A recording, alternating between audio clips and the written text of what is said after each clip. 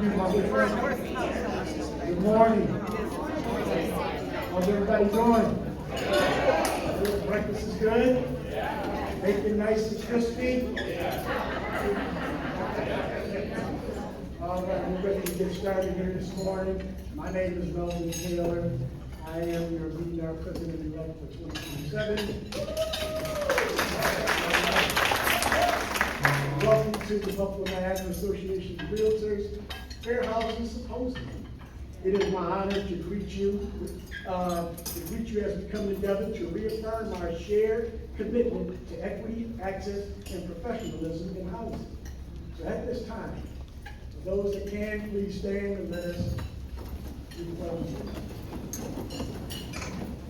To the flag of the United States of America and to the republic for which it stands, one nation, under God, indivisible, with liberty and justice for all. Thank you. You may be seated. It is my pleasure today to introduce our featured speaker, Colette Massengale, Senior Policy Representative and Attorney with the National Association of Realtors. Colette brings a wealth of knowledge and national perspective on fair housing policy, advocacy, and compliance. Her work at NAR plays a critical role in shaping the guidance and resources that help realtors uphold the highest standards of professionalism while protecting the rights of the consumers we serve. Colette Massengale, Esquire, AHWD, GSI, joined NAR's advocacy team on September 1st, 2022, where she serves as Senior Policy Representative for housing. Prior to joining NAR, Colette was Director of Professional Development and Member Engagement at Maryland Realtor. In that role, she served as staff liaison to DEI Advocacy Group, Advisory Group, the Realtor Institute, GRI Advisory Group, the Leadership Academy Advisory Group, the Professional Standards Committee, and Grievance Committee. She also spent 10 years serving as senior attorney in the Legal Affairs Department of Maryland Realtors, where she enjoys staffing the statewide forums committee, engaging with members on the legal hotline, training the NAR Code of Ethics, and teaching legal courses. Colette is a native Washingtonian. It's all right, from DC. She attended Oberlin College in Oberlin, Ohio, and received her Juris Doctorate degree from Washington College of Law at American University. Please, at this time, join me in welcoming Colette Massengale.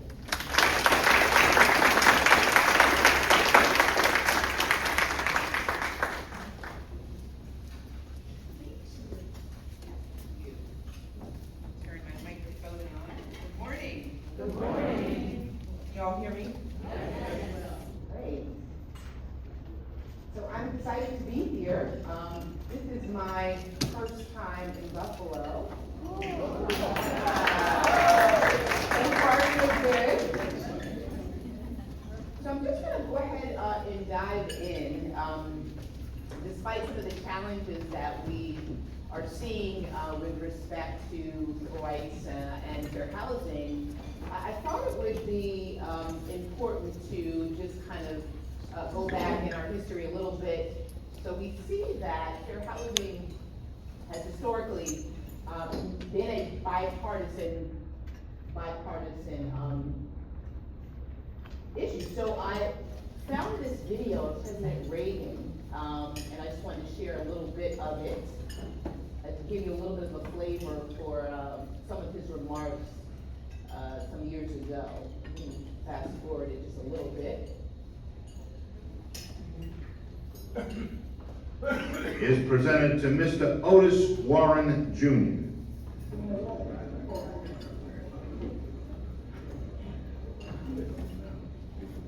Ladies and gentlemen, the President of the United States.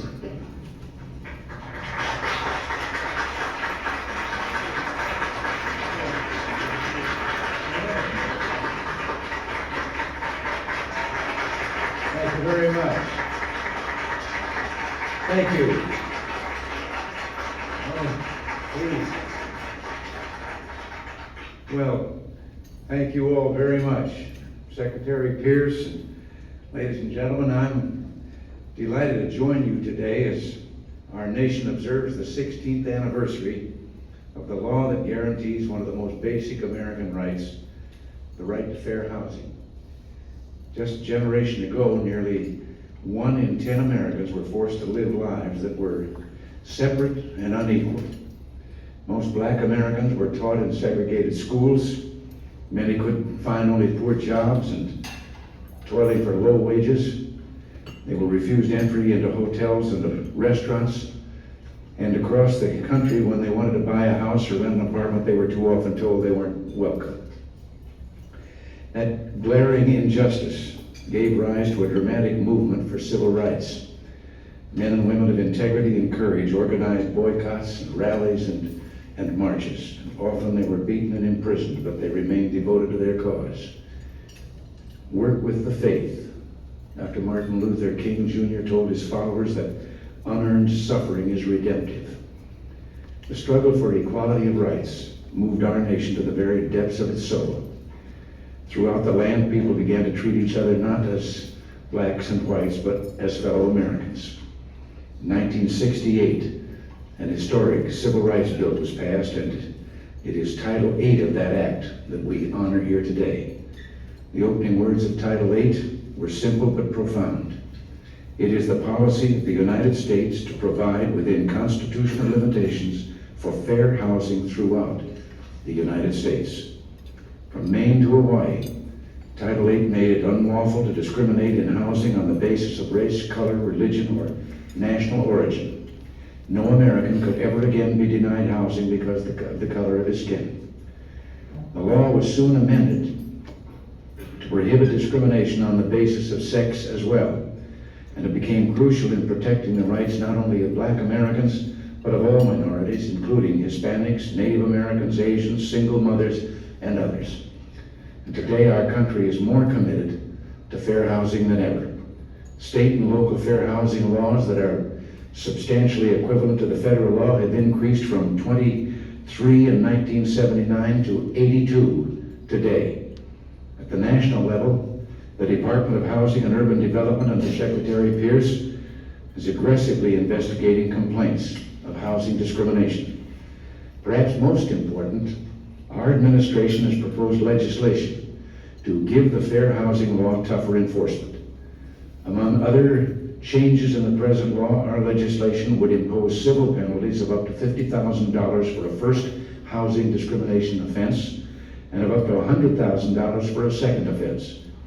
Allow individual as well as pattern or group complaints to be referred to the Attorney General. Allow complaints to be filed up to 2 years after the alleged offense, and would extend the protection of the Fair Housing Act to the handicapped and disabled.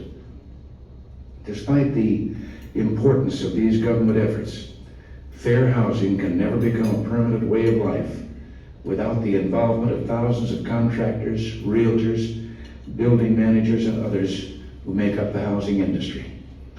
And that's where HUD's public-private partnerships for fair housing programs comes in. In partnerships in housing, local American, the public-private partnerships listens. So I just wanted to give you a flavor of where we have been and where we are trying to get to. So, all right.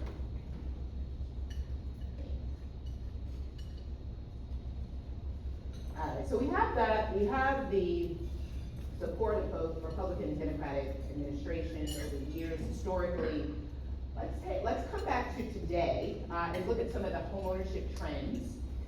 We know that the homeownership rate for Black Americans sits at about 45%. For Hispanic Americans, it sits at about 51%. For Asian Americans, it sits at about 63%. And for white Americans, it sits at about 72%. One thing that folks are not aware of is this gap. So this kind of shows that trend on the graph. And you can see that there's a 30-point gap there.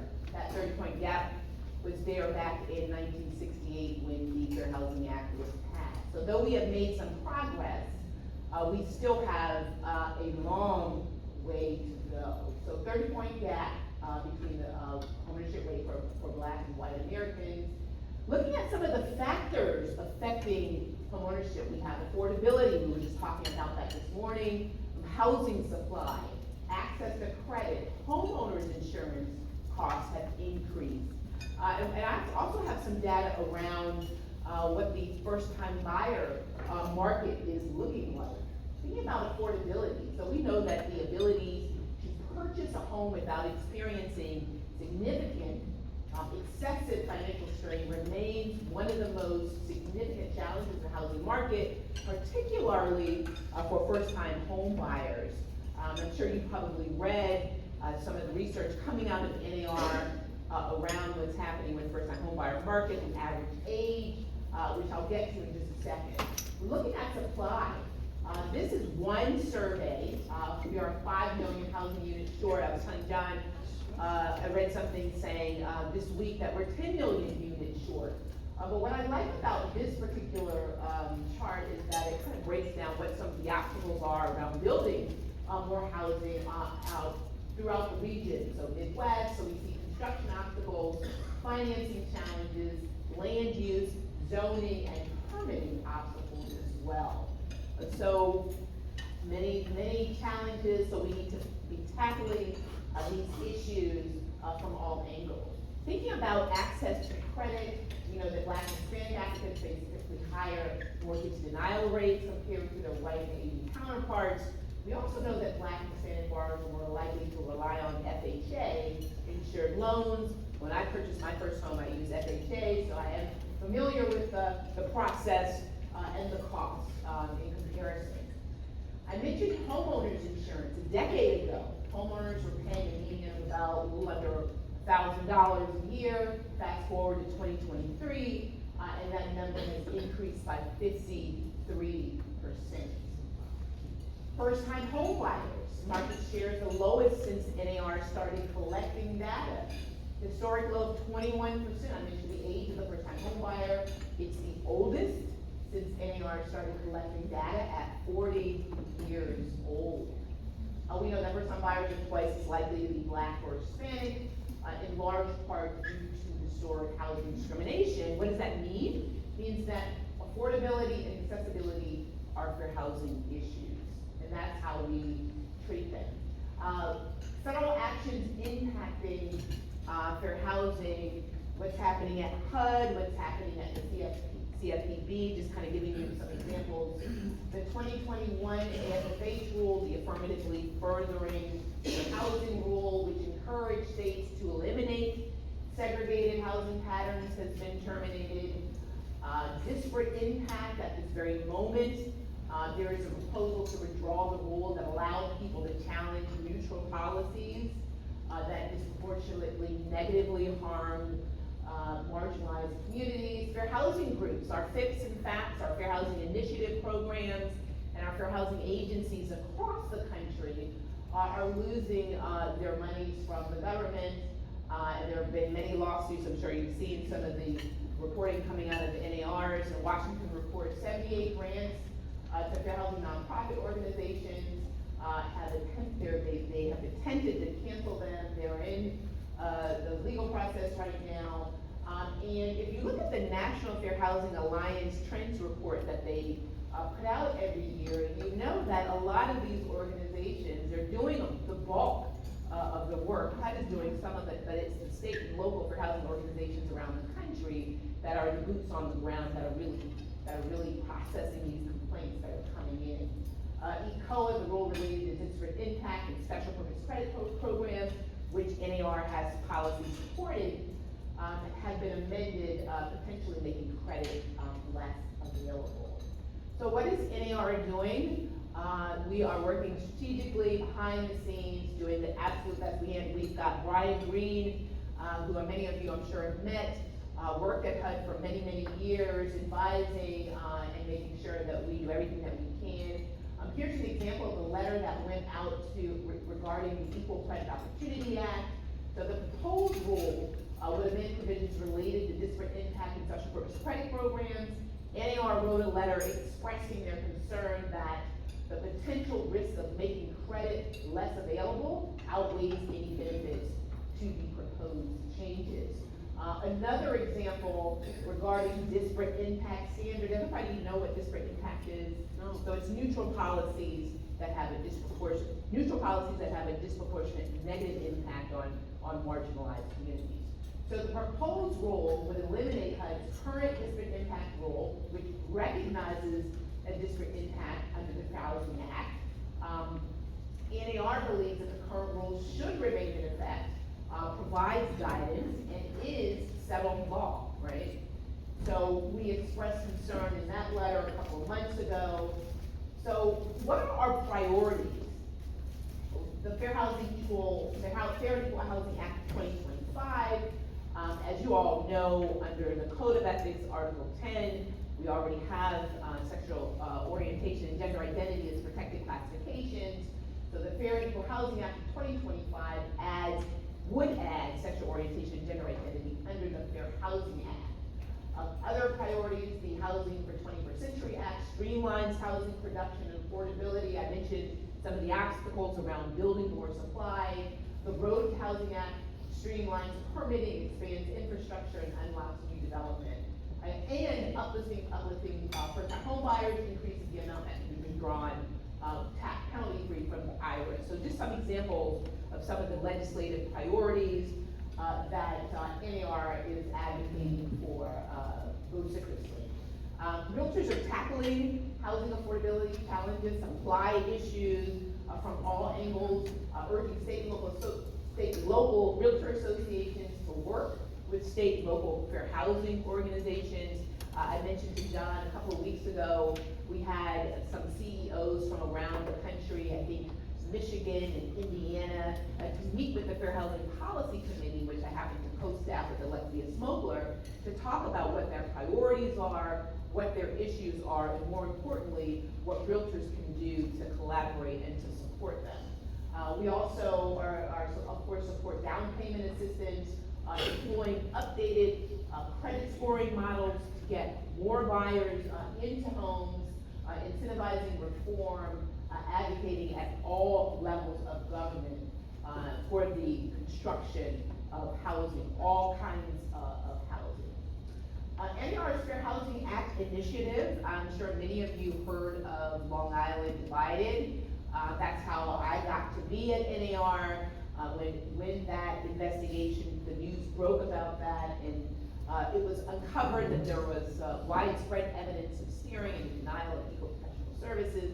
NAR tapped Brian Green from HUD and asked him to spearhead NAR's Fair Housing Initiative, which focuses on ensuring that state licensing laws include effective, substantive fair housing training. One of the things that we found when Brian Green came on board and we started researching what the fair housing education looks like for states around the country, we saw that over half of them did not require any kind of fair housing education at all. And so that is one of the reasons why, as of January 2025, all 1.4 million realtors are required to take 2 hours of fair housing training. So we are, letting consumers know in all the different ways. I'm sure you've seen some of the ads in your market that NAR is committed to expanding housing opportunities. Hopefully, is anybody coming to the Realtors legislative meetings in June? If you are, please join us. We have some fantastic content around fair housing. We have a Fair Housing Policy Committee. If you were with us in November of last year, we had one of the preeminent fair housing litigators, John Relman, speak to our members about what was happening in DC. One of the things that he focused on, which I was talking to some folks in here, is how the fair housing community is pivoting in this environment. And so we are also pivoting and seeing how we can move the needle and expand access in this environment. So he will be there. We'll have Undesign the Red Line exhibit at the Realtors legislative meetings. We have some historic walking tours, really kind of tell you about the different neighborhoods around where the conference is happening. And of course, we'll be celebrating our fair housing champions. So a lot of fair housing content at our conferences. You all, I'm sure, know that Fairhaven was updated in January of 2025. We're really excited about that. We've gotten great feedback from all of you about the new layout or the new rollout of it with new scenarios around sexual orientation, sexual harassment, assistance animals, lending discrimination. One of the things that we were really excited to do with this update was incorporate the Historical Society. NAR has a very robust archive around, all kinds of things in its history, but also with fair housing content. So we took that those fair housing artifacts, and brought that history to life through various videos. And also the actionable tools, really important that you are incorporating these best practices into your daily interaction. We are also this year in the process of updating the bias override course. Anybody taking the bias override course? So great. So you'll see, I'm going to play a video from the course, but the goal of the course is to help us to interrupt. We know we all have biases. To interrupt our stereotypical thinking so that we can avoid fair housing pitfalls, violations of the code of ethics, and ensure that we are providing the same level of care and concern to each and every consumer. Learn, and it talks about how bias kind of works from a scientific and mind level. So let me just share one of the videos from that course. I encourage you to take it. We are offering the bias override course at Realtors legislative meetings in DC as well. So this is Rachel Godsoe. She is a professor of law at Rutgers University, and she's going to be doing also at Realtors legislative meetings, she's going to be doing a trainer of our bias override instructors. We have about 150 instructors around the country, and she is coming to do, she's a fabulous speaker, and this is one of the videos from the bias override course.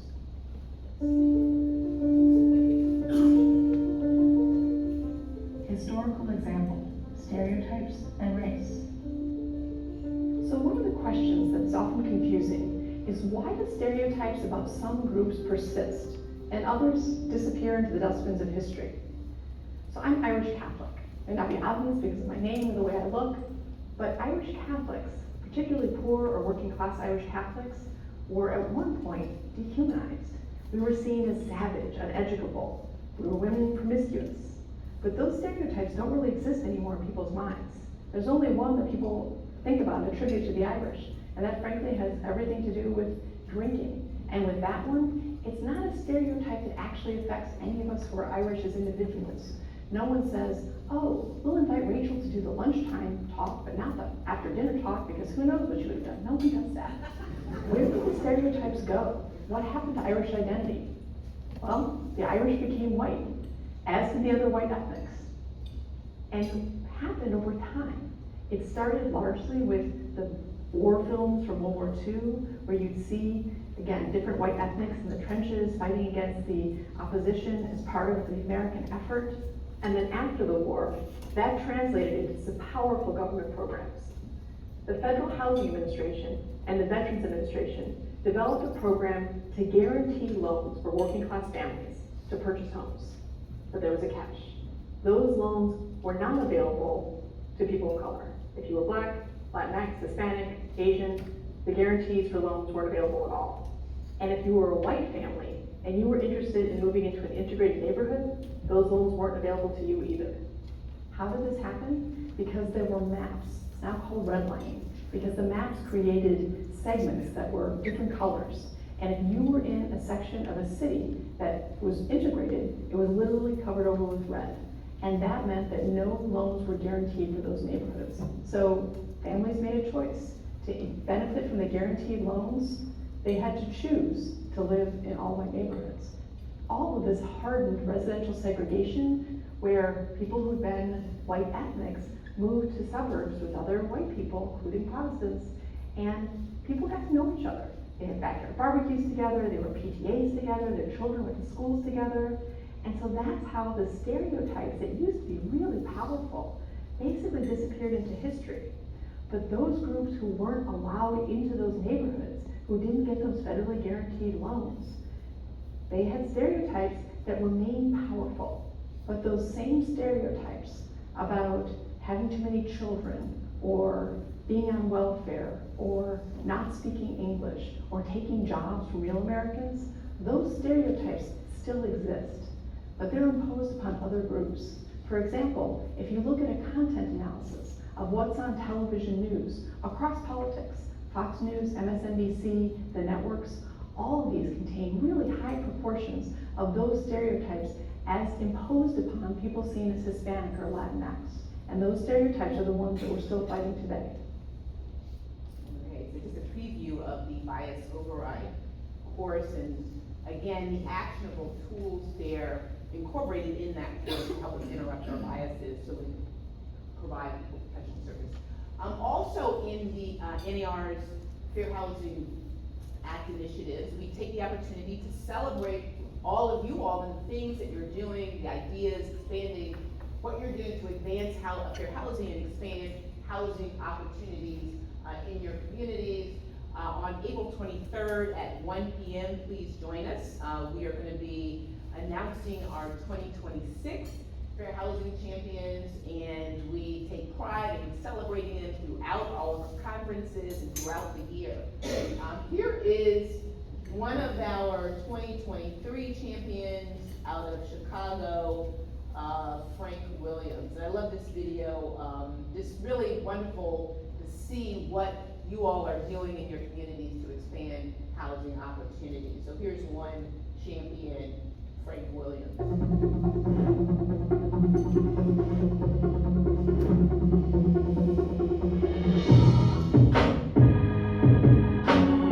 We were taught you work hard and you prepare yourself, you should be able to succeed.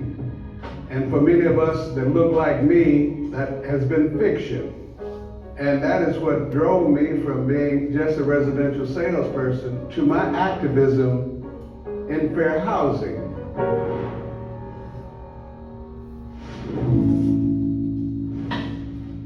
Like many cities across America, Chicago's history of segregation was a result of zoning restrictions, housing policies, and discriminatory banking practices. All of the major entities within our society were working hand and glove. That set the basis for where we are today. Frank wanted better for both his family and the Black community as a whole. My wife and I wanted to move into what we considered a better community, schools, services, etc. And Beverly certainly afforded that. I had become the president of the Dearborn Realtors Board. We were fighting in those days for sale sign bans and anti-solicitation laws. As Frank worked to integrate Chicago's Beverly neighborhood, he was confronted with bigotry and violence. I find it difficult as I talk about the bomb in my door or the windows that were being broken, not only at my office, but at my home. But you fight through that.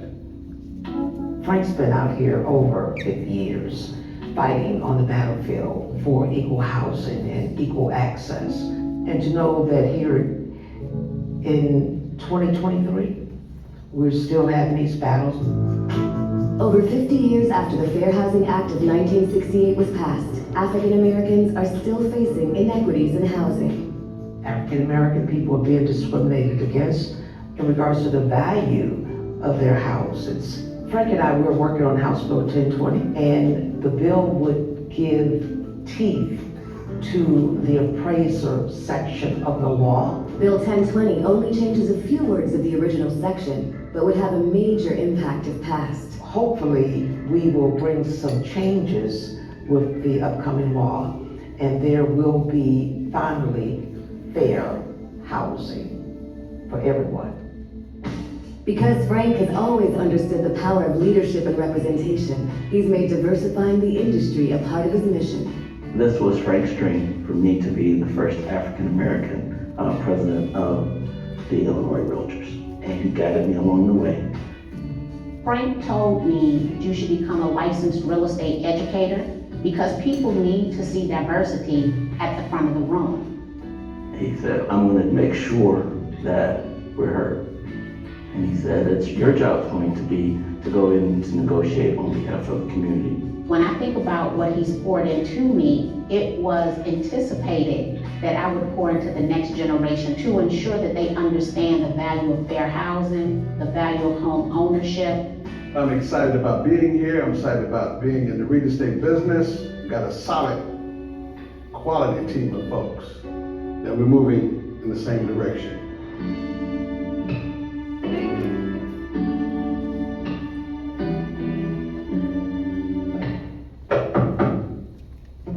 That's Frank. All right, so now just talking a little bit about, before I close out, Fair Housing Policy Committee purpose. So I happen to co-staff the Fair Housing Policy Committee along with Alexia Smogler. And our mission is to develop NAR's public policy positions, expanding housing opportunity, promoting equal opportunity in housing. We work with federal agencies, HUD and many of the others, collaborate with other NAR committees to close the racial ownership gap, identify needs, we create resources. We have a couple of the resources that we have created at your table, and sharing wherever we can, sharing our expertise and knowledge and analysis with other NAR committees. In the short time that the Fair Housing Policy Committee has been in existence, we have put forward proposals that NAR's Board of Directors has adopted a number of times. The housing training for all members requirement is one of them. We have policy in support of fair lending, special purpose credit programs, heirs property reform, down payment assistance, just to give you an example of a couple of them. What are our priorities in 2026? Has anybody heard of heirs property? We'll talk just a little bit about that. Supporting our fair housing organizations on state and local level, strengthening fair housing enforcement, and looking at the role of institutional investors in the market and how that's impacting things. So heirs property, just a little bit, so you have just kind of a little snapshot of what that is. It is family-owned land, passes down generation to generation without there having been a formal will or disposition of the property. And the issue with it is that over the course of time, you have more and more heirs. It becomes, you may have 10, 15, 20, 100 heirs. And it makes it very difficult to really do anything with the land. So some of the issues, the inability to use the property to get a loan, you are subject potentially to forced sales and evictions and partition sales, and this is disproportionately impacts communities of color. And so we have partnered with one of the preeminent legal scholars on this issue, Professor Thomas Mitchell, out of Boston College, and we're going to be working with his team to create resources. So this is just a visual, so you see that you have two people, they pass away, there's no will, there's no deed, there's no trust or anything, and then you see the heirs grow, and without that specific disposition of the property, it becomes very challenging to really do anything. With the estimated value of farmland lost by Black families ranges up to $360 million. This Uniform Partition of Heirs Property Act, this is one of the ways that we can address this issue. One of the things that it does, I think, which is probably the most important thing, is what is happening. I mentioned forced sales. So, for example, let's say you have, 10 heirs. Let's say you have somebody come up to one of those heirs and purchases, let's call them a developer or somebody, they purchase that person's interest. Well, once that person has that interest, they can force a sale, and that sale happens on the courthouse steps, not on the open market. So the family is not getting the fair market value. The Uniform Partition of Heirs Property Act requires that if there is a sale of the property, that the property has to be sold on the open market by a real estate broker so that the family is getting the fair market value of the property. So that's one of the biggest benefits to adopting the Uniform Partition of Heirs Property Act. And I'm thrilled to say that many of the realtor associations around the country have been instrumental in getting the Uniform Partition of Heirs Property passed in their state. So really, really great work that realtor associations are doing on this issue. What else are priorities supporting? I mentioned supporting fair housing organizations.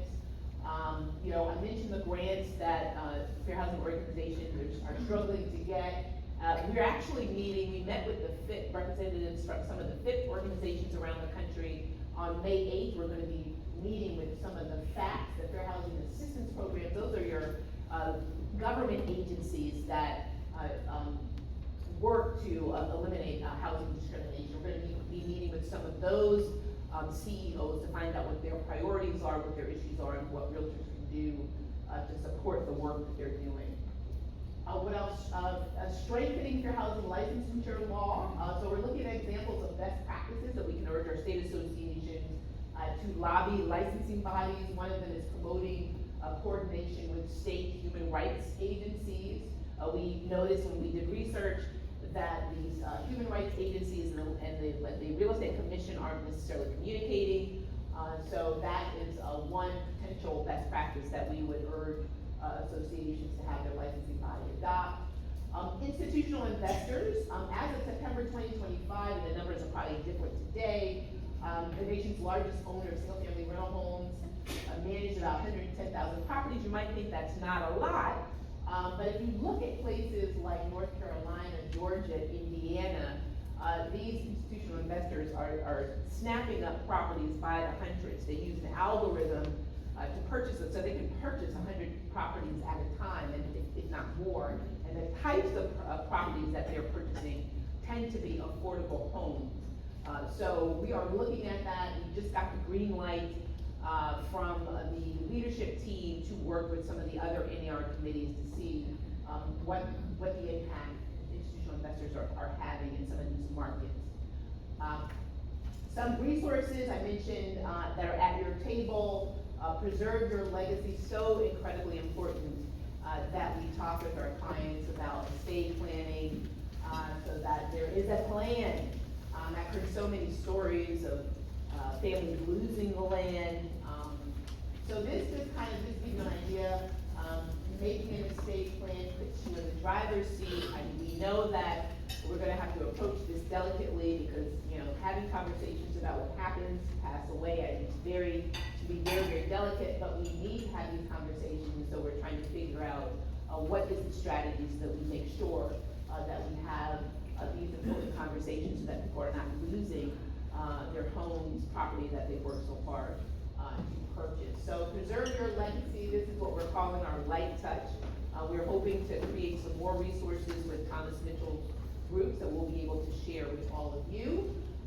Effective communication for accurate appraisals. There's been a lot of discussion about this in the news, not so much as of late, but in the last few years. We worked with the Real Property Valuation Committee to create this resource.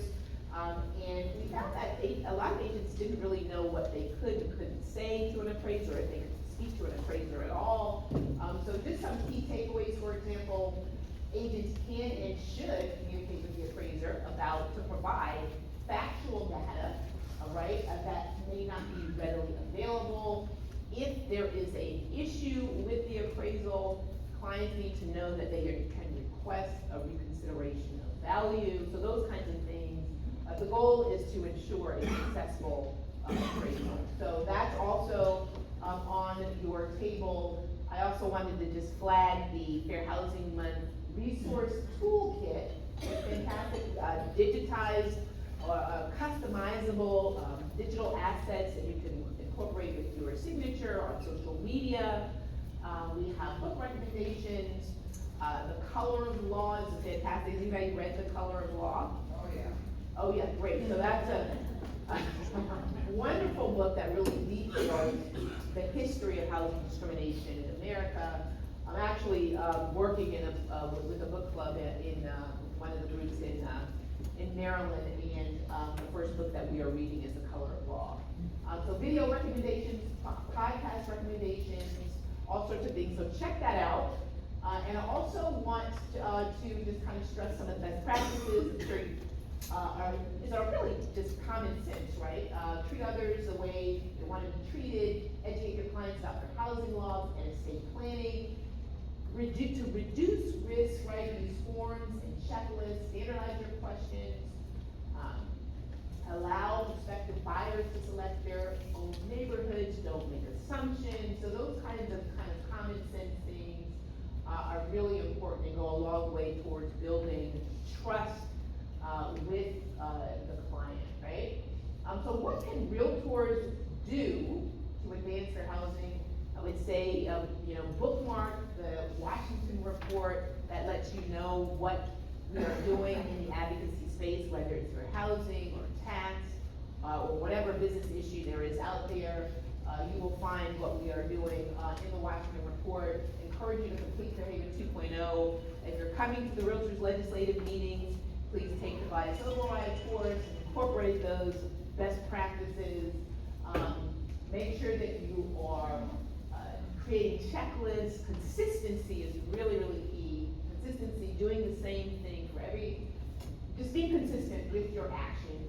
Familiarize yourself with your local and state housing enforcement agency.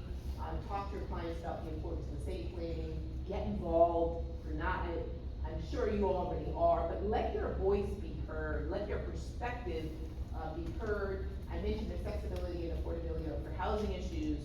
So take some time to learn about down payment programs, fire assistance programs, and the lenders and housing counselors who are your partners on this homeownership journey. And with that, I just want to plug our event coming up on April 23rd at 1 p.m.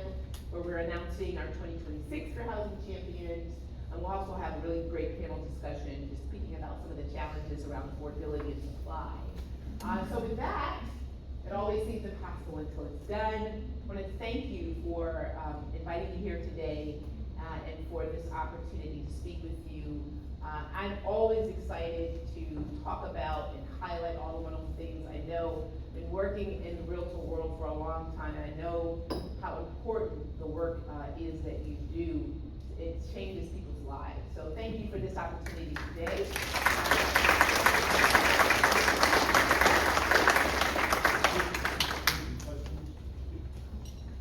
Any questions? Anybody have any questions? Yes. I have a couple questions, but Okay. I'll let you choose which one you decide to tackle, because I know we're limited on our time. Okay. But from my perspective, is 2 years, every 2 years, enough education? Is it possible to, increase that, create a situation where it needs to be even more? Oh, I love that. Yeah, I don't think 2 hours is enough. Well, it's actually 2 hours of substantive fair housing education every 3 years, because it coincides with the code of ethics. Yeah. So help me. So, I mean, I'm all for, as you know, I was the director of professional development at Denver Data, so I'm all for any kind of education. I think it only benefits you and the clients that you work with. So, I will take that back to my team and we can talk about it. I would love to hear, if they could increase that. I just know here in Buffalo, we are an enormous melting pot. Yes. And my colleagues and I are doing everything we can to make sure that we are not an example in the future. Yes. Of modern environment. Yes. But I still don't believe, especially our new folks that are coming into in career fields that see, Yeah. a lot of money in their future, but not enough care or education. I don't know if the requirement of 2 hours every 2 years is enough. We can talk about it. Grants and funding and opportunities for first-time home buyers financially are great, but if we're in the whole 5 million housing units, Exactly. how does that financing help us? Is there anything that we can do to really advocate to loosen up our regulations for builders and for affordable housing? Because grants are great, but I have nothing to help them purchase. Right. I mean, a lot of this issues with development, right, and supply are on the local level. So are you, I would encourage you to get involved with your public policy committee if you're not already, and, we gotta change the rules around permitting and zoning and all those things to open up opportunities to build. A lot of that happens on the local level, and realtors are doing it. They're serving on their legislative committees and their public policy committees and speaking to the legislator and getting laws passed and changed so that we can open it up for more housing. So I would encourage folks to continue to do that. Appreciate it. Yes. So, I've been involved with some of, hearing panels for some of the Long Island Divided. Okay. So, one of the things that, I love being this idea of more education, I write and teach as well. Excellent. DEI. But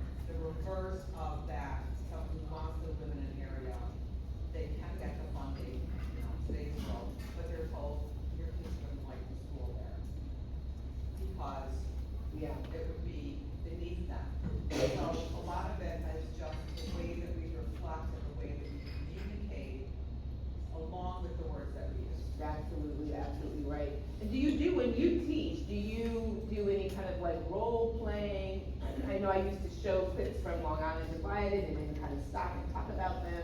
But you make a perfect, I mean, you make an excellent point. It's I can absolutely- role play, and for those of you who are in class next Friday. But I think that is. Yes, you're right. Maybe. Absolutely. Need to do. So I just wanted to put it out there that it's not always just words. Absolutely. Exactly, yes. Piggyback to what my dear friend Mary was saying, a lot of the words are misconstrued out there. I mean, I hear it from other realtors that are coming to us because Mary and I have been in business for a long time. And they're coming, and it's like, literally, all of a sudden, we got somebody that is just like bringing up our charges because I had to say the wrong word. And it was a very innocent word. And just basically, that's what Mary was saying. But that's also wrong too. To be a seasoned agent, if you're in business for 30 years, you just have the word. Now, did she get, was somebody file a complaint or? Somebody filed a complaint. She told me. Okay. She was mortified because she's a great agent and, never any follow-up and, et cetera. I mean, I'm not even names or anything like that. But I mean, it's also wrong. Yeah. To be able to just, hit that point and just say that when, I know personally, and she just so, across the board, every person that's out there, different colors, nationalities, whatever, I mean, that's how much cheaper it is. Yeah. Which I feel that that's also wrong. Now, we said, what would you say to that? I'm sorry. Well, if it rises to the level of a violation of, potentially the Housing Act or the Code of Ethics, then it seems to me, go through the process, right? The process that NAR has laid out. If it's not, if it's actions that don't necessarily lead or rise to the level of a violation, it might be something that could be resolved through ombuds or, some kind of conversation or mediation, to get to some kind of resolution. I know when I was at Maryland, we really pushed the ombuds program, because you're right, I mean, things, when you're dealing with people, things can be taken the wrong way, misconstrued. So if there is the possibility and the openness between the two parties to have a conversation and try to come to a resolution about whatever happened, then we do like that result as well, so. But it gets extra sticky because the pendulum is swinging really high right now. The Yeah. environment That is- very yeah. unfortunate. So Yeah.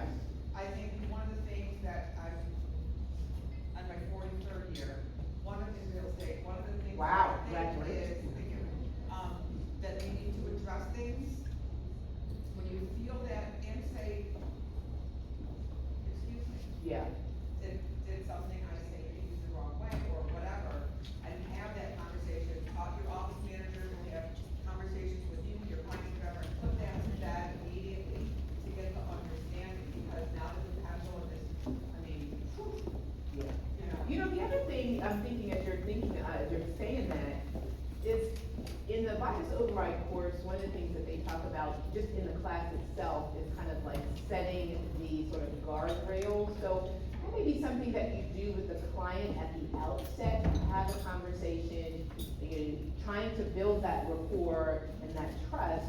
You put everything kind of out there, try to establish, I work with you, and you just try to establish that relationship. So hopefully, you build, and so if anything comes up as you're moving through the process, and you created the space for there to be conversation, if something happens. So maybe kind of having that conversation or building that or dealing with that from the very beginning, when you do hopefully. that, when you're doing the fair housing disclosure, instead of saying this, we don't discriminate. Right. That's where you have Absolutely. a conversation. Absolutely, yes. Couple of things real quick.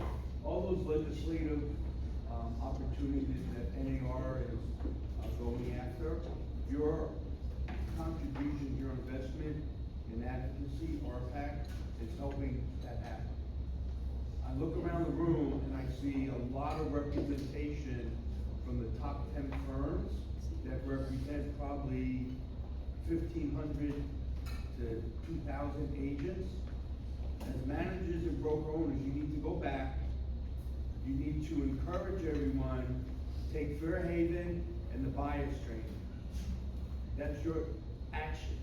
It's not a request, it's your action to do that. We're gonna. All right, sounds good. Thank you. Okay. Oh, yeah. Yes, Yeah. I will send them. We'll have copies of the slides. Yes. Doreen will take care of that. Yes. All right, we're gonna move right along to our panelists. We have the Fair Housing Symposium. Yes.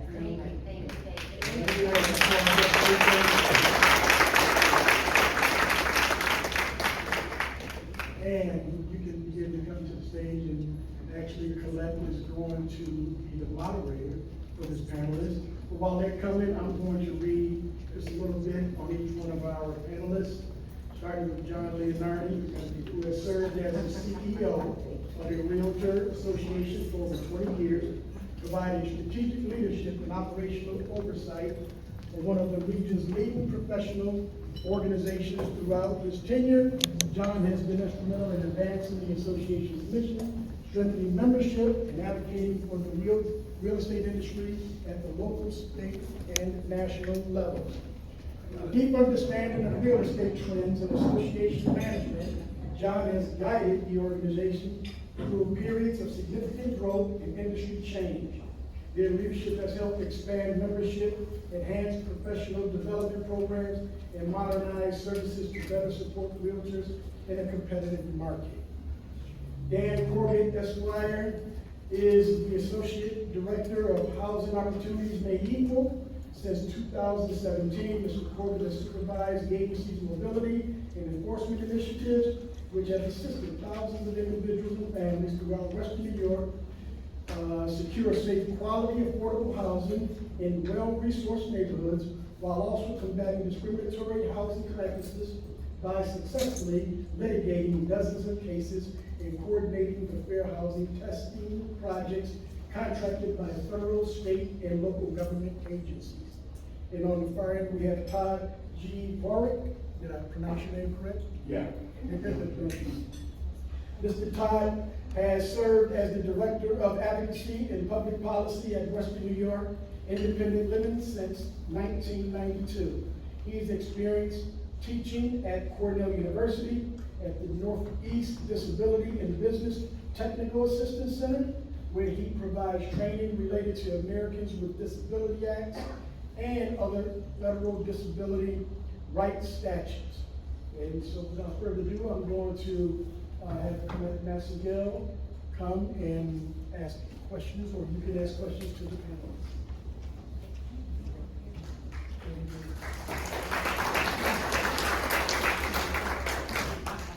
Thank you. Great. So let's get started with this panel. All right, let me start with Daniel. All right. Thank you for being here today.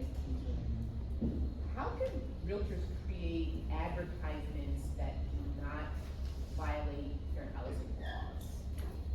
Yeah, it's a great question, and certainly an issue that we see all too often in the Buffalo-Niagara region.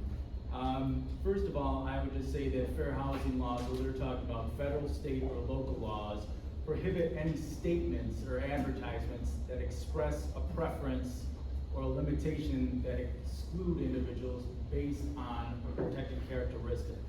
So that means written or verbal statements could also be violations. So what you want to make sure in your advertisements to avoid any potential violations of these fair housing laws is to focus on the property and the amenities, and not on the quote-unquote ideal buyer or even the tenant if it's a rental situation. And don't make statements in your advertisements or, again, verbally, that have the effect of excluding individuals. And sometimes folks run afoul of these types of violations unintentionally. We all know that an advertisement, you say that I don't rent to individuals with disabilities, that's a clear violation. We don't see advertisements like that too often. There are still blatant discriminatory advertisements, but all too often we see things that have the effect of discouraging or excluding members of protected classes. And what I mean by that is sometimes you'll see an ad that says, perfect for singles, perfect for a young professional. This property can only accommodate 2 adults. Now, all those statements implicate several protected classes. When you're talking about young professionals, that's age, and that is a protected characteristic under state law and federal, and local fair housing laws as well. When you have unreasonable occupancy restrictions, I was just looking at an ad posted by a realtor the other week, and it said that a house could only accommodate 2 individuals. That seems very unreasonable to me. It was a large house, but that implicates familial status. And these types of advertisements have to be viewed through a reasonable reader lens. What does a reasonable person who may have a family with young children looking at that ad and say, this is perfect for a single individual? Well, to me, that says that I'm not welcome there with my young children. So we have to think about what these advertisements will be interpreted to mean. Sometimes it's unintentional, but these violations are not intent-based violations. You don't have to intentionally discriminate. It's the effect of your words and actions that matter.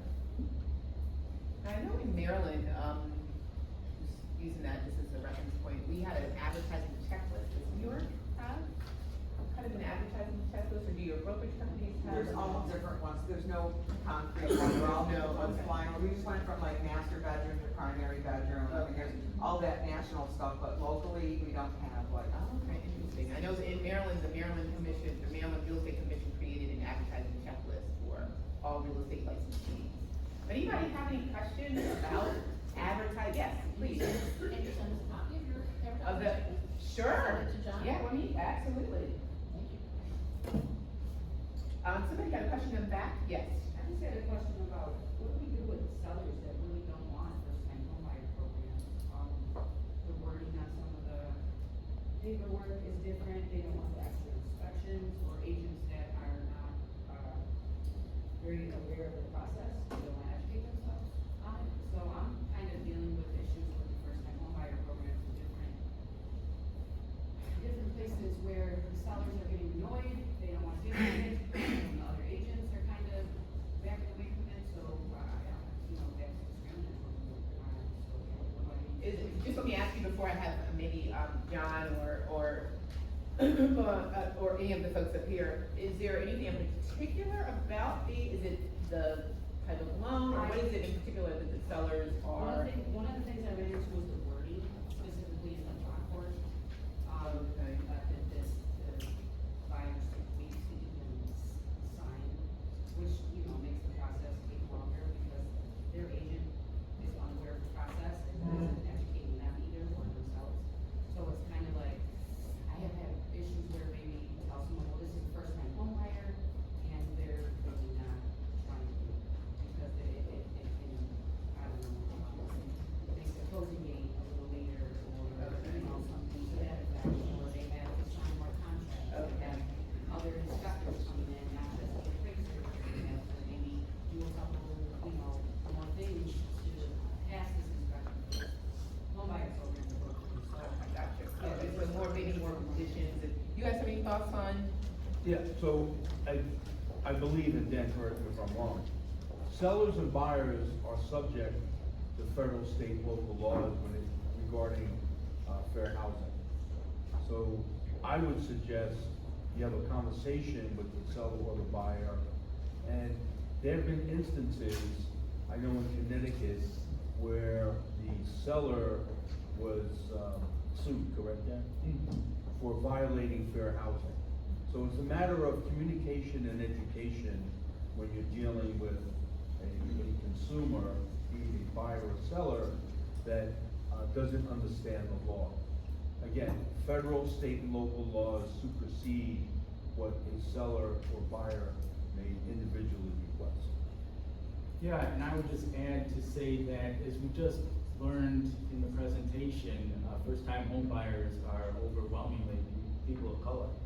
So if you have a policy that excludes all first-time home buyers, that's gonna have that disproportionate negative impact on members of a protected class.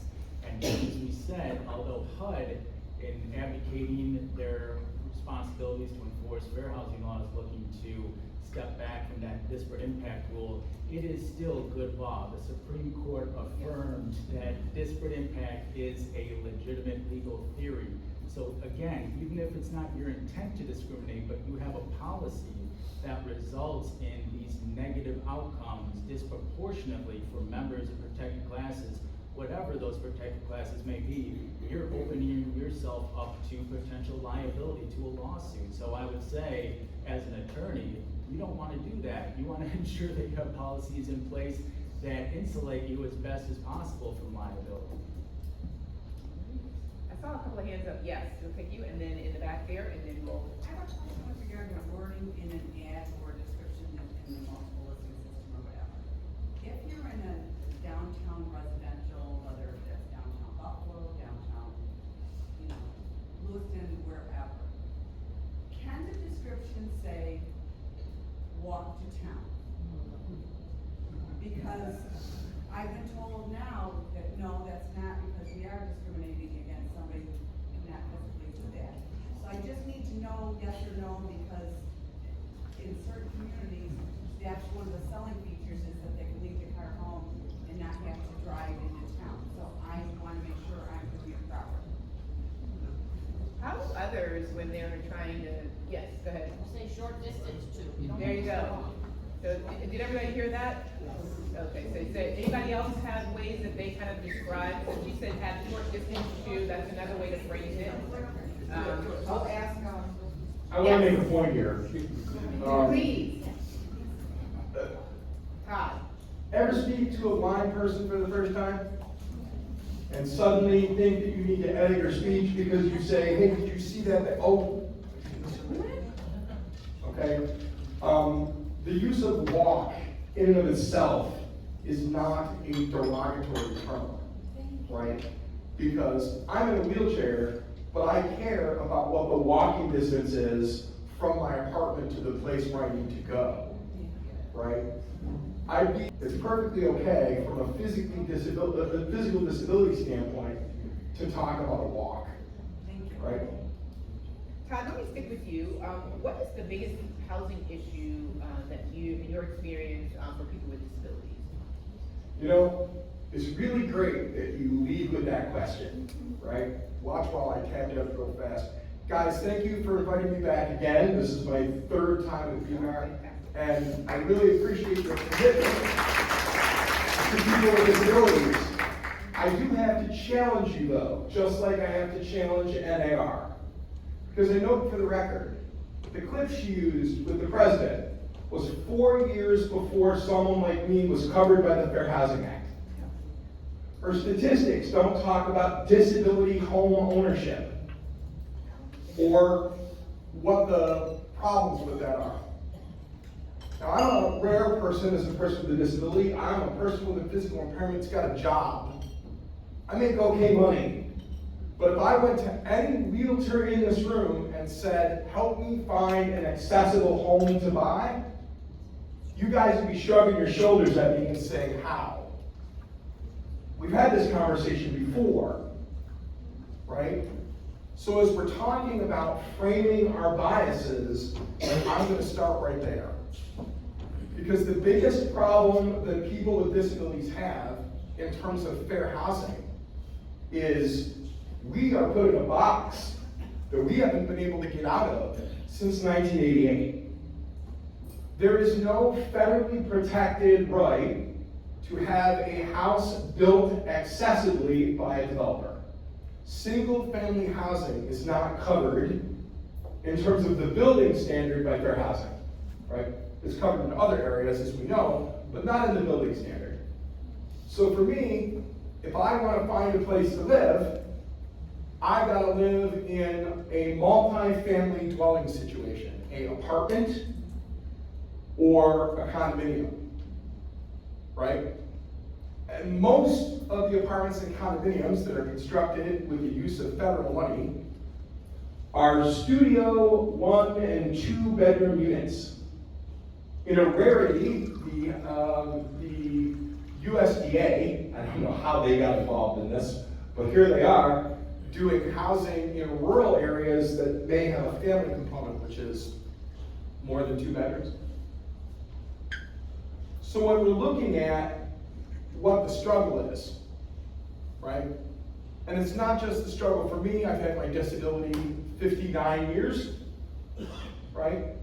I want you to think about your mom that you want to keep at home, your dad you want to keep at home, your disabled child you might have that you want to keep in the community. All of those factors play. So my biggest struggle is getting the idea that there is a housing crisis for people with disabilities at all. Because everybody says, well, that's okay. You got a building minimum in multifamily housing, 5% for people with physical impairments, 2% for people with sensory impairments, and those units cannot cross over. Okay? So how many multifamily dwellings is New York developing right now? One of their construction problems is that multifamily dwellings are being zoned out of development. Right? They're not building them, or they're not allowing them to be constructed, or they're being constructed at such a low unit occupancy rate that I'm getting 2 accessible apartments. Right? Now, anybody know what the waiting list for a federal housing choice voucher is in Erie County? It's important for you guys to know this because housing choice vouchers can be used to pay mortgages. It's a thing that's meant to lift up people with disabilities. Do you want to know what the waiting list for one of those is in Erie County? 10 years? 10 years? 10 years? 8 years. Close though. 8 years. You need housing today, they'll get to you somewhere around, 2035. Let me ask you, Todd, what kind of things can be reasonable accommodations for a person with a disability? So, as a realtor, right, in terms of working with buyers and sellers, right, a reasonable accommodation means a little bit of a different thing than it does if you're renting or managing a property. When you're renting or managing a property, a reasonable accommodation is that thing that levels the playing field to allow a resident the free enjoyment of the free private enjoyment of their property. So it could be something as simple as how to pay the rent. It could be allowing an assistance animal on the property, and someone will ask me that question at some point in this, right? It could be a thing about needing an extra set of keys for a PCA or an aide or a direct service professional, right? Could be anything. But for you guys as home buyers and home sellers, reasonable accommodations are a little different. It might be a thing about saying somebody else is going to need to view the housing inspector and the appraisal because the blind person is not going to be able to do that. They're going to need to be able to trust what they're being told. They might need assistance with being able to figure out how to sign documents, right? People with physical disabilities might sign documents with a stamp. We've had that problem in the past where stamps aren't considered signatures because stamps can be stolen and used for forgeries. Well, what are you going to do? Pick up their hand and make them draw an X, right? So a reasonable accommodation is that thing that they ask you that levels the playing field in terms of the sale or purchase process for them in your context, right? Think about how accessible your office is, right? And not just whether or not there's a ramp to get in. Think about your office. If I pulled into your office today, would you be able to close the door behind me? Right? This happens even at my own independent living center, right? I have so many people working in offices so small that I got 2 desks, and when a consumer comes in, I gotta make sure that the desks are arranged so the consumer come in, you can close the door. Give thought to how you're speaking with people who are deaf and hard of hearing, who are required to reasonably accommodate them with interpreters. A lot of people don't want to do that. It's $150, it's $75 an hour, 2-hour minimum, right, to book an interpreter. That's on you. You can't charge a person with a disability for that. And while you can reasonably accommodate that process, I had a doctor who turned around and said, I can reasonably accommodate that, and gave a deaf person a 30-page back to front, 8 pica per inch packet that says, this will tell you everything you need to know about the medical procedure, and an interpreter is not required. Anybody spend any time with deaf people? One of the things that you should know is that they do not conceptualize the English language the same way we do. Putting an English language document in front of them is like asking somebody who's a new American to parse that kind of document. Answer your question? Yeah, I'm glad you mentioned that, because we have been in conversation with a couple of realtors who specialize in working with deaf clients, and so hopefully in the next few months, you can look out for some guidance on working with clients who are hard of hearing or deaf, some guidance from anyone. And just for the record, let's make sure you close caption the videos you're using for your presentation, please. Thank you. Yeah, I'm the ADA guy, right? Now, you mentioned, before we jump to another topic, you mentioned service animals, assistance animals. Can you, and we hear a lot about the difference between service animals and assistance animals, so can you shed some more light on the differences? Who's heard me talk about this before? I'm sorry, you're hearing me talk about it again. All right. Service animals and assistance animals. Service animals are animals that are specifically trained to perform a service for the individual that they are paired with. Whether that's a guiding eye dog for the blind, a hearing ear dog for the deaf, a retrieval dog for somebody with a physical impairment, right? There are seizure dogs, right? There are people that are dogs that are able to do medication checks. They're psychiatric service animals. If they are trained to perform a service, they are federally protected everywhere, except for like sterile operating theaters, meat packing plants, but everywhere else, right? An assistance animal is an animal that improves the life of a person with a disability by existing. Right? The purpose of an assistance animal might be, hey, I've got a dog, I gotta walk it twice a day. That means I gotta get up, I gotta get out of the apartment. I got a bird, I got a fish. Something that their lives are improved by the existence of the animal. The only place that animal is protected is in housing. Right? And with regard to assistance animals, can't charge a fee or a surcharge or an extra deposit. However, I get this question a lot, if a service animal or an assistance animal does damage to a unit, right, outside of the normal wear and tear damage of having a dog in an apartment, you can charge them for that damage. You are entitled to do that as a landlord, provided the cost is realistic for the repair of the unit, right? You can't just arbitrarily say, I found damage, it's $1,000, no matter what the damage is.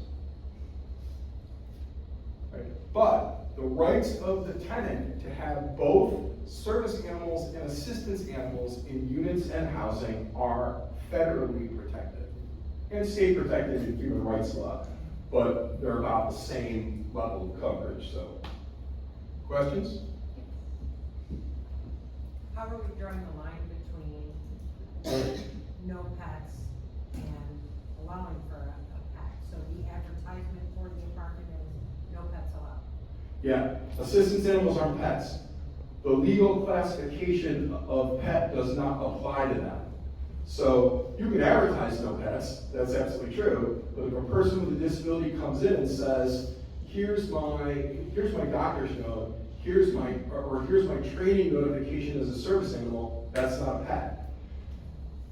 A management agency for a unit should have a service assistance animal policy just like they have a pet policy, right? Because you're saying, yeah, you're right to have the animals protected, but these things are still a thing, right? You can't have an assistance animal that barks all day and bothers the neighbors, right? Because that's a noise violation, right?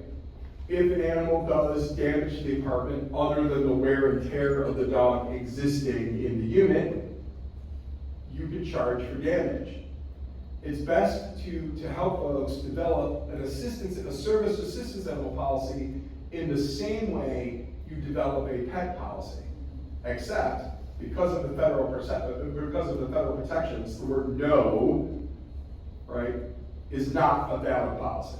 That's an excellent question. Yes, right here, yes? Is there a, documentation or classification that the party that has the service animal or the, I don't know whether they're called emotional support? Assistance animals. Yes. No. Okay. All. Is there any difference as far as the documentation that is required for those? Okay, so for a service animal, right, you're not allowed to ask for documentation at all. Documentation requirements are forbidden. Okay. You are allowed to ask 2 questions of a service animal owner. Okay. One, does the animal provide a service for you because of your disability, and what service is it, right? It's trained to provide a service, yes or no? What service is it trained to perform? You're allowed to ask to make sure that the dog is in good health and condition, so something from the vet that says it's got all the shots, something from the, that says it's got a dog license, all that stuff that's required, right? For assistance animals, right? And assistance animals are emotional support animals, therapy animals, right? Anything other than an animal that's trained to provide a service. You can ask for medical documentation that justifies the benefit of the animal. The thing about that though is, if I were you, I wouldn't keep it. I would review it and give it back to them. Because once you start keeping medical records, you've got a requirement to secure them and protect them against people that aren't entitled to have the information in the first place. Because the hardest thing for property managers is, you can't tell other tenants about reasonable accommodations you granted to other people. You're not allowed to talk about that. That's a medically protected right. So one of the problems we've got is you let somebody with an assistance animal in, and they're not paying whatever the pet deposit might be, or they're allowed in the place at all. And you got neighbors or other people in the housing project complaining. The only thing you can say is, I'm abiding by federal or state law, right? So I answered your question about documentation, yeah? One more? There's somebody over here, is it you? And then you, and then we'll, go ahead. So I have a question about when you have a house that you listed or you're taking a client to see and they bring their service animal or their, right. So. They can't hear. Can you speak up just a little bit so folks over here can hear? I'm sorry. So when you bring someone to show them a house or you list a house, I had a house listed and someone showed up with a service duck. I've never heard of that before. Okay, so watch while I take it again. Service animals, by federal definition in in 2010, which was changed. You can't have a service duck.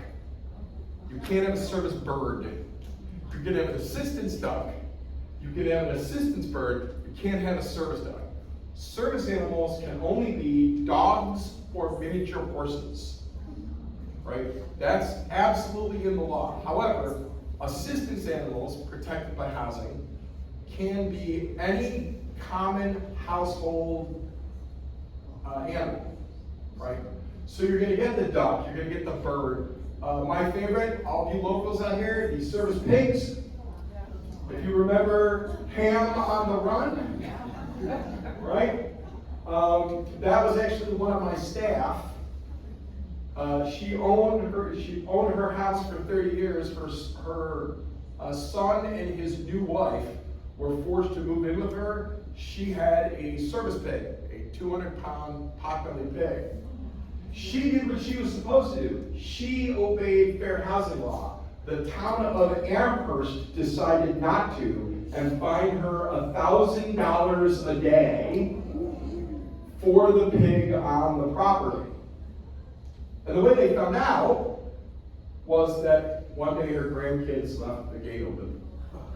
Pig escapes.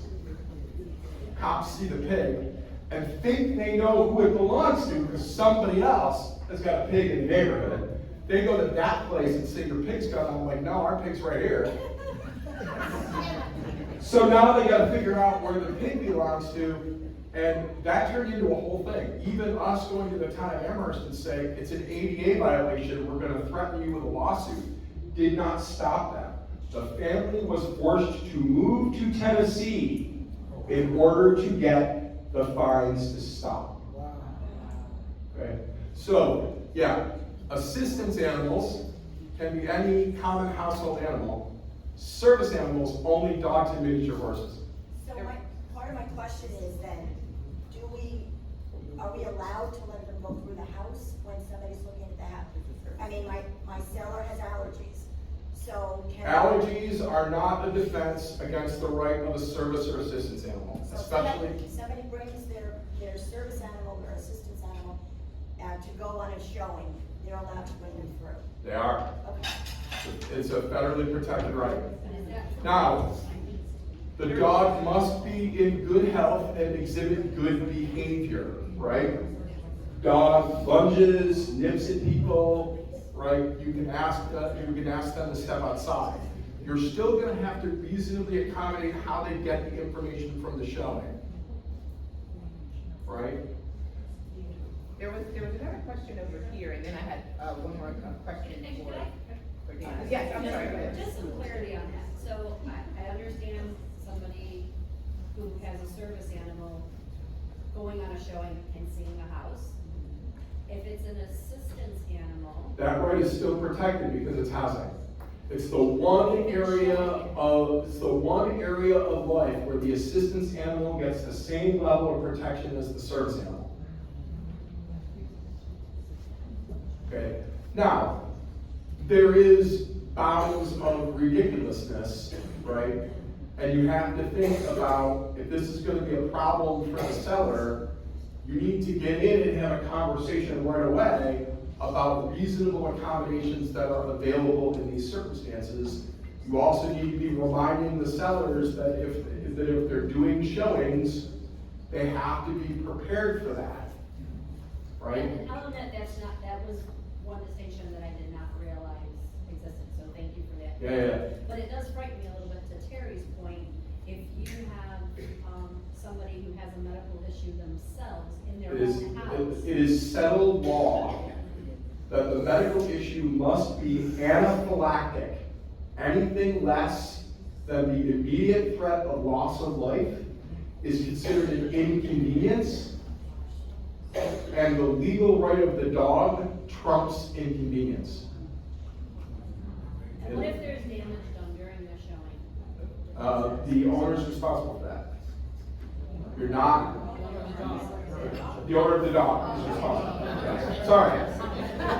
The owner of the dog is responsible for any damage the dog causes, right? But then there's that thing about damage being reasonable.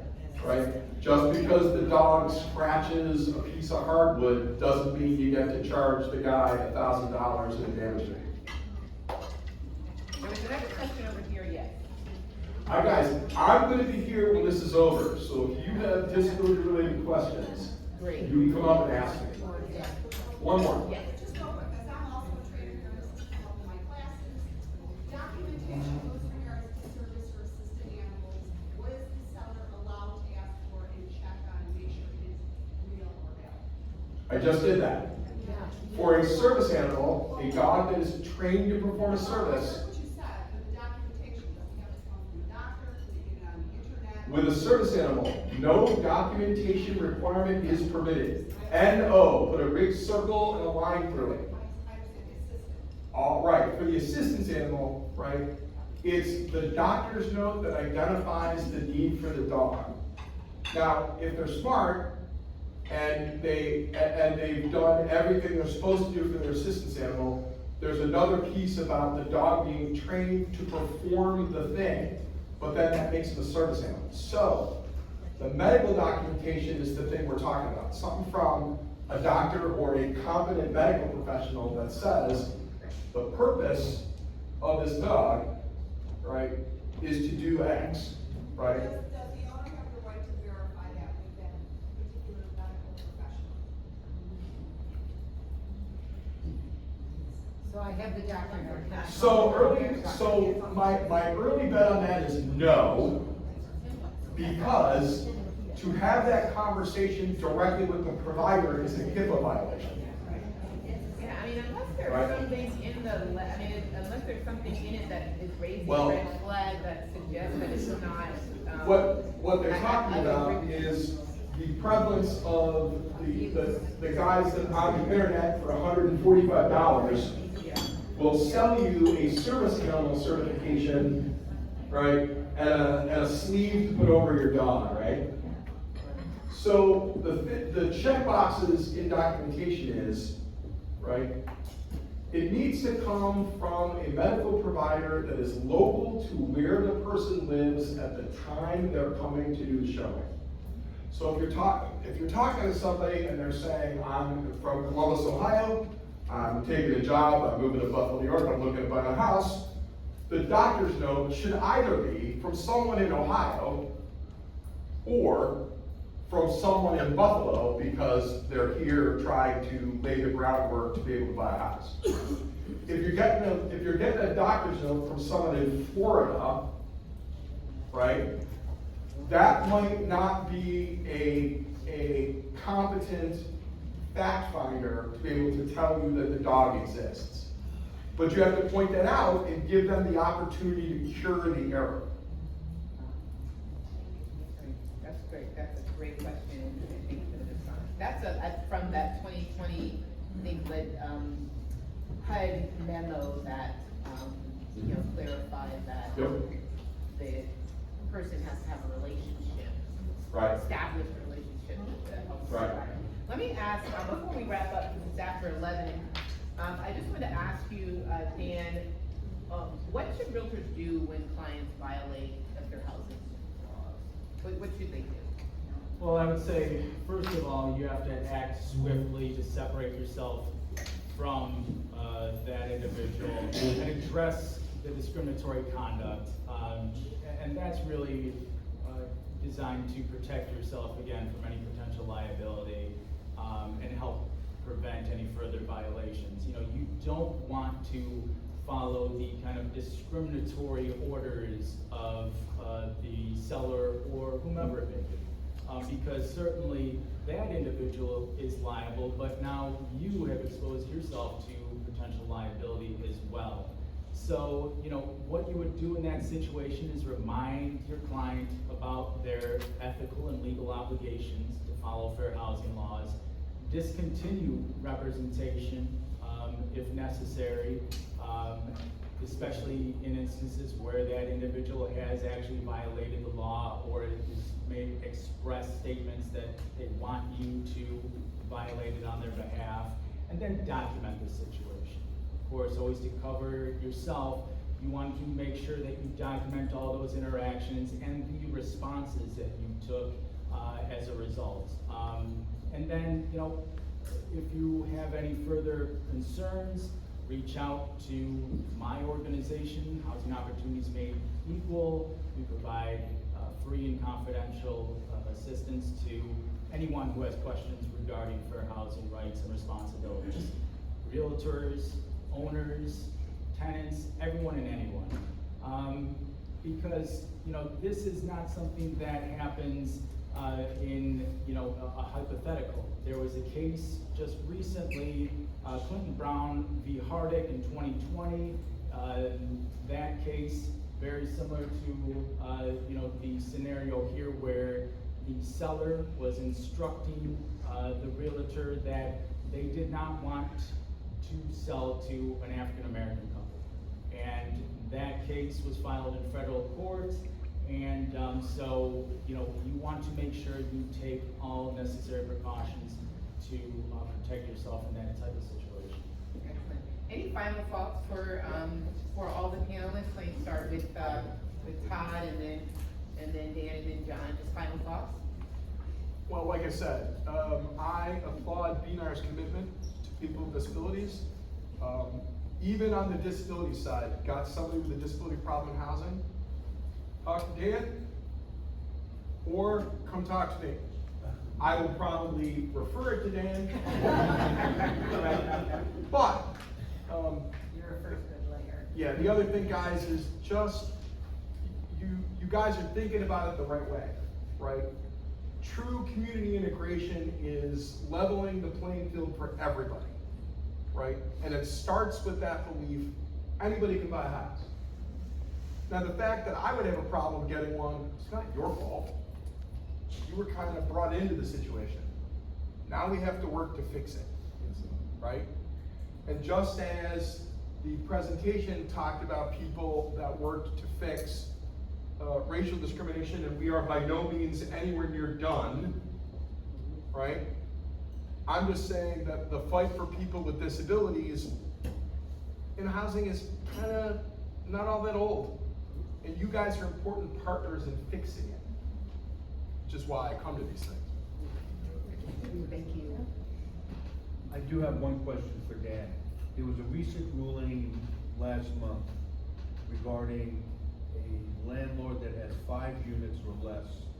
Are they allowed to reject Section 8? So, yeah, this is an important topic, and it's something that we could cover at length. But what I would say about this is lawful source of income is a protected class under state and local fair housing laws, meaning that you can't deny housing opportunities or treat someone differently based on where their money is coming from, be it government sources, subsidies, or child support, disability benefits, whatever it may be. As long as it's a lawful source of income, that income should be considered on an equal basis as any other income from, let's say, wages. So, a few years ago, there was a case outside of Ithaca, Tompkins County, where the housing providers challenged the constitutionality of that provision of the state human rights law, specifically those source of income protections.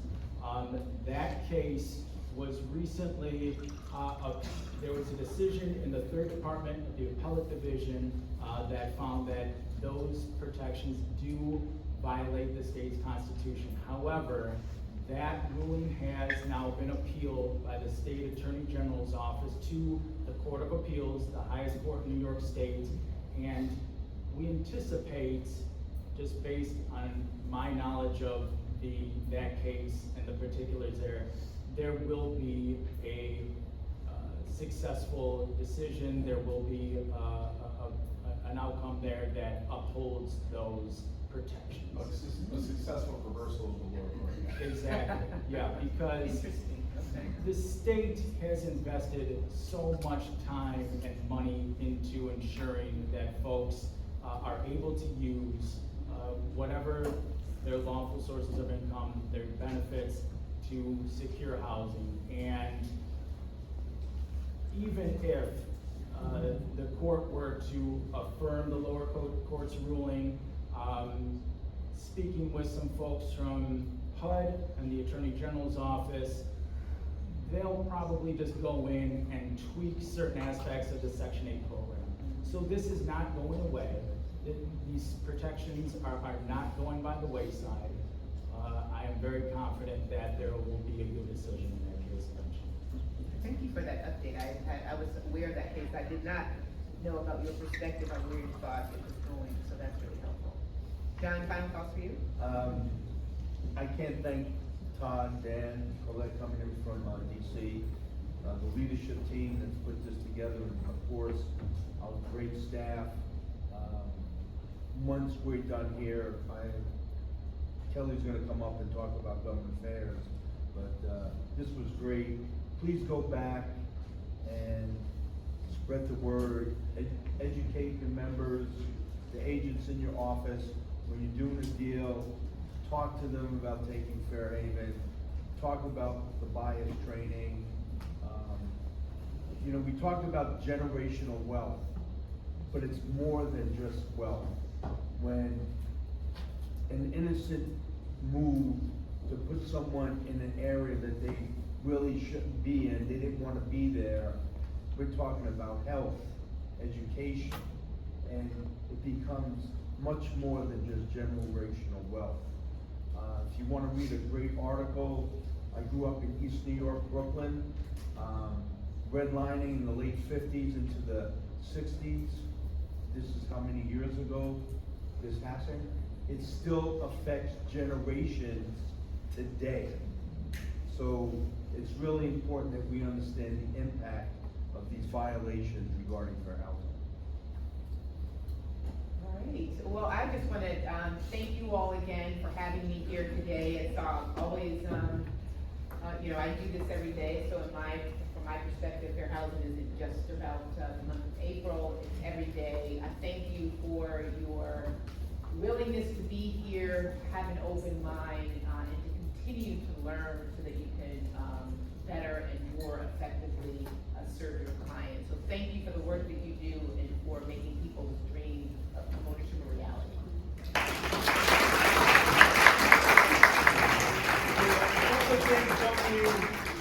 Kelly's our government affairs director. She has a few things, and then I will wrap it up. Kelly? Okay, I know we've gone a little long. I'm gonna keep it very brief. I just want to remind you all that lobby day is next week. We have a couple seats left if you're interested in learning what that whole process is like. We'd love to have you join us, so come talk to me or give me a call.